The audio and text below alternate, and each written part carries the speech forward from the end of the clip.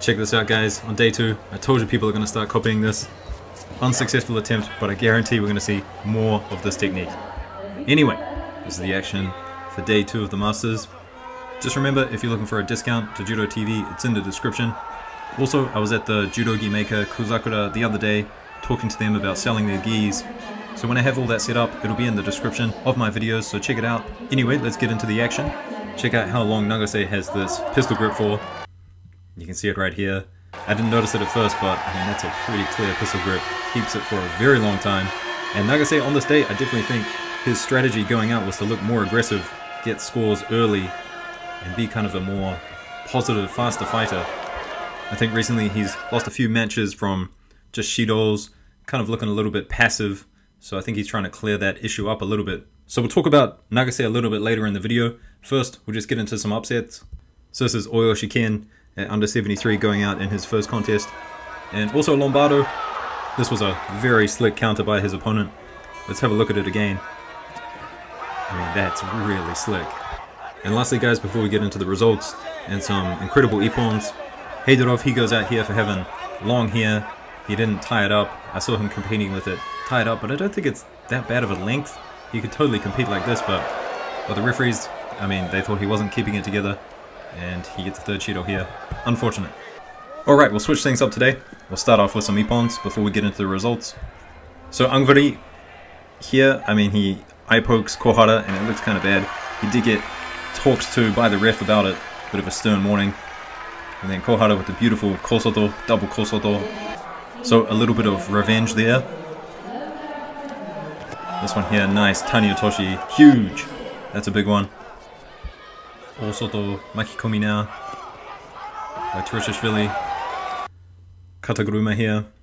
And I do want to call this the Italian Kataguruma because that direction, the Italians, they all do it. They kind of made that move really popular. Usually Kataguruma, you're going backwards instead of forwards through your opponent. Bit of a driving Oshigari and into a Kosoto here. Very deep grips. And this one here, beautiful Surigoshi. Look at that. Picture perfect. Okay, so we'll talk about the results and a couple of the contests. I thought there were some interesting things throughout the day. First, we'll talk about Sendocho and Hashimoto. So this was really unfortunate for Sendocho. I thought he was really putting the pressure on Hashimoto, but he got done for bear hugging. And in my personal opinion, I think the bear hug rule needs to go. Wasn't it brought in the first place to stop people just immediately tackling and going for the legs? And in judo, these days you can't grab the legs, so I don't see the point in having the bear hug rule. Maybe I'm wrong, I can't quite remember why it was introduced, but I think if we just allow people to grab the upper body however they want, we'll see more throws, more dynamic judo, and it'll be better for the sport. So Hashimoto got through Sendocho, had some pretty boring fights, had a score here, and then, I mean, his best performance was probably in the semi-finals here, gets an Ippon, but it wasn't a throw, it's just kind of countering, taking advantage of his opponent's bad positioning, and the final ended, like usual for Hashimoto, 3 shidos to his opponent. So I don't want to criticize the man, I'm not sure exactly what it is, he is getting up there in age, but sometimes he just finds himself in this kind of rhythm where he plays a shido game, doesn't try to throw people, and this is how he wins. One of the bronze medals at 73 went to Shavdatuashvili. Yeah, relatively decent day. He lost to Yoldoshev by shido. And here we have a great throw from him, Ochi Aishi. And this is in the repechage. And then leading into his bronze medal match, another throw for him. A really nice Sasai Surikomiyashi. And actually this was the technique that Takoto won his bronze medal contest with the day before. Something I've got to experiment with myself a little bit. Right versus right. It is difficult sometimes when you both grip up and you're both kind of extreme right. There's not a lot of options there. But this one technique is a good one. The other bronze medal went to Palivan from Moldova. And next we'll talk about 81 a bit. A bit of controversy here and something I kind of want to just talk about a little bit. So in this contest, Schmidt versus Nagase, and I definitely think Schmidt won this match. He wins by forcing a shido onto Nagase. Schmidt putting in some good attacks. But in Schmidt's next contest against Grigolashvili, it was a similar kind of situation, golden score, And I think a lot of the attacks, I'll show them to you shortly, that Schmidt was putting in just weren't good attacks. He was just kind of dropping down for the sake of trying to force the Shido onto Grigolashvili. And this is where the third Shido comes against Nagase. A good attack by Schmidt, a nice Tomoe Nage attempt. But I do have a problem with this rule because once it's 2 Shidos apiece, someone finds a way just to jump down in first. They're not going to throw, but they're doing enough to put someone off balance, which looks good in the referee's eyes. But this one here, this drop down by Schmidt, I do think they should change the definition of the rule a little bit. If someone goes in for a technique and you're still standing on 2 feet, I think it should be considered a false attack. And I also have a bit of an extreme opinion that when it comes to medal matches, like bronze medal matches, and of course the gold medal matches, I think a match should never be decided on Shido. I think they should just go until someone throws someone. I also think they should consider Newaza a little bit more into this equation. So if someone drops down, like here for example, and Grigolashvili initiates the Newaza, then they should consider that a positive action as well.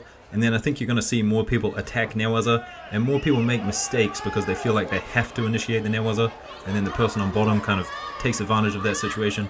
I think that would open things up a little bit more. So in my opinion, these last 5 attacks from Schmidt, this one included, all false attacks.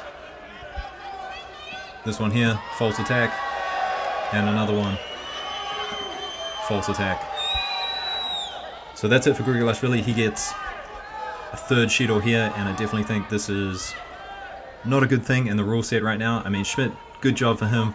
Played it well against Nagase, played it well against Schmidt. And I definitely agree with Grigolashvili here. I think Schmidt should have definitely gotten a 3rd Shido somewhere along there. Anyway, while we're on the topic of Grigolashvili, here are some highlights from his earlier round, 1 round. All these Seoi Nages from the 1 round. And it's just incredible that he can do Seoi Nage both left and right. And then this was a bronze medal contest against Kohara. I think it's a bit disappointing for Kohara, obviously losing here against Grigolashvili. But in the other bronze medal contest, and I'll show you the Ippon for that shortly, Nagase, he took out Malai. So if it was the other way around, you might start to see Kohara kind of overtake Nagase a little bit, but that's definitely not the case here. Nagase still the front runner.